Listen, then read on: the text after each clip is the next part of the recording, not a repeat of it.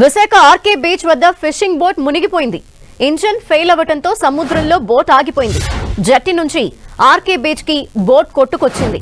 అయితే అలల ధాటికి బోట్ ముక్కలైంది. ప్రమాద సమయంలో బోట్లో 5 మత్స్యకారులున్నారు. మరో బోటులో వెళ్లి వారిని సురక్షితంగా ఒడ్డుకు చేర్చారు.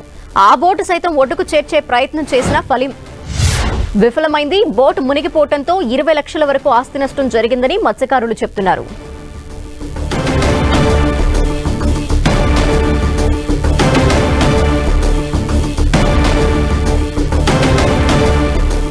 విశాఖ ఆర్కే బీచ్ వద్ద ఫిషింగ్ బోట్ మునిగిపోయింది. ఇంజిన్ ఫెయిల్ అవ్వటంతో సముద్రంలో బోట్ ఆగిపోయింది. జట్టి నుంచి ఆర్కే బీచ్ కి ఆ బోట్ కొట్టుకొచ్చింది. అయితే అలల ధాటికి బోట్ ముక్కలుగా అయింది.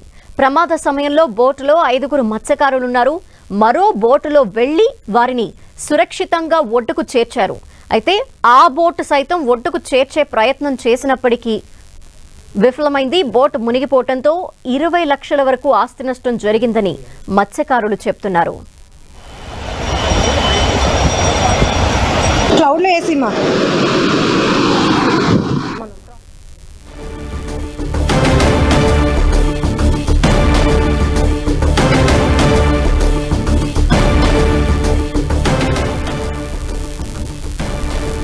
విశాఖ ఆర్కే బీచ్ వద్ద ఫిషింగ్ బోట్ ప్రమాదానికి సంబంధించి డీటెయిల్స్ మా ప్రతినిధి జార్జ్ అందిస్తారు. జార్జ్,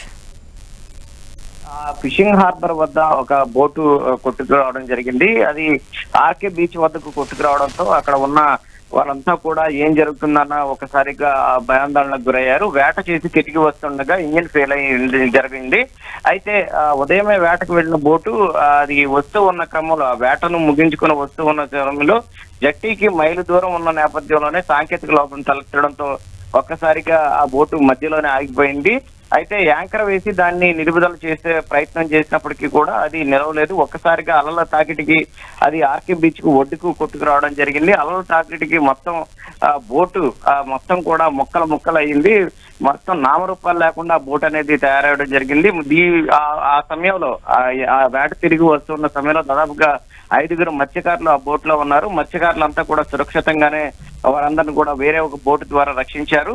అయితే ఈ బోటు దాదాపుగా 20 లక్షలు విలువ చేసే బోటు ఉంటుందని అక్కడ మత్స్యకారులు చెప్తూ ఉన్నారు. మొత్తం మీద 20 లక్షలు ఆస్తి నష్టం జరిగిందని చెప్తున్నారు. ప్రభుత్వం ఆదుకోవాలంటూ కూడా వారు అర్థిస్తున్న పరిస్థితి కనిపిస్తుంది. మనం ఒకసారి చూసుకుంటే కనుక బోటు మొత్తం కూడా అలల దాటికి మొక్కలు చెక్కలైన పరిస్థితి అయితే కనిపిస్తూ ఉంది. అయితే బోటుకి సాంకేతిక లోపమే కారణం అనేది మత్స్యకారులు చెప్తూ ఉన్నారు.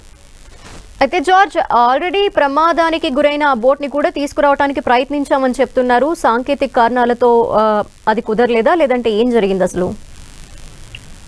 ఈ రోజు అంటే వేట ముగించుకొని తిరిగి వస్తూ ఉన్న సమయంలోనే అది ఒక్కసారిగా ఆ మధ్యలో ఆగిపోవడం జరిగింది. అయితే వెంటనే వీరు మరొక అక్కడ ఉన్న ఫిషింగ్ హార్బర్ లో ఉన్న మరొక బోటుకి సమాచారం అందించారు. హుటాహుటిన ఆ బోట్ సైతం కూడా వచ్చి అది రక్షించే ప్రయత్నం అయితే చేశారు. అంటే ఆ బోటును వేరే బోటు ద్వారా లాక్కెళ్లే ప్రయత్నం చేసినప్పటికీ కూడా అలల తాకిడి ఎక్కువగా ఉంది. ఎందుకంటే అలలు ఉధృతంగా ఉన్న నేపథ్యంలో దాన్ని తీసుకురావడం కూడా సాధ్యం కాలేదు. ఈ నేపథ్యంలోనే అది అలల తాకిడికి కొట్టుకుంటూ కూడా ఇటు ఆర్కే బీచ్ వైపుకు రావడం జరిగింది. ప్రస్తుతం వేరే బోటు రక్షించే ప్రయత్నం చేసినప్పటికీ కూడా అది ఫలించలేదు.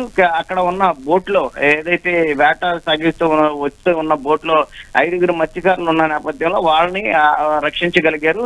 ఆ బోటును మాత్రం వదిలేయడంతో అది ఆర్కే బీచ్ కు కొట్టుకు వచ్చింది. అయితే ఆర్కే బీచ్ కొట్టుకు వచ్చిన తర్వాత రాళ్ల మధ్యలో ఇరికిపోయిన తర్వాత అలల తాకిటికి ఆ బోటు మొత్తం కూడా సునాతునకలు అయిపోయింది. ఏ ఒక్క పార్ట్ కూడా లేని పరిస్థితి అయితే నెలకొని ఉంది. మొత్తం మీద బోటుకు 20 లక్షల నష్టం అయితే వాటిల్లిందని మత్స్యకారులు చెప్తూ ఉన్నారు. Thank you George.